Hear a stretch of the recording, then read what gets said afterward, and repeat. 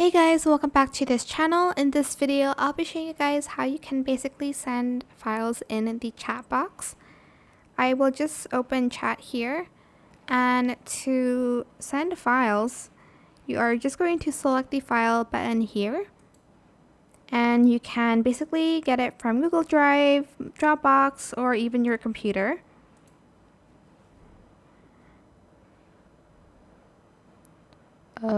I'll just select one from here.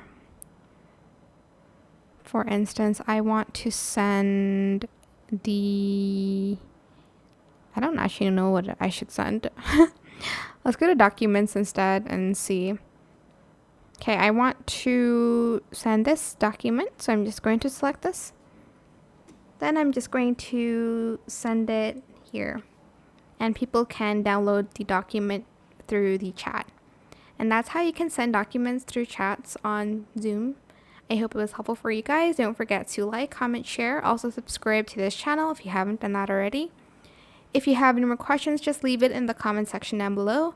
I will try my best to answer them all for you guys.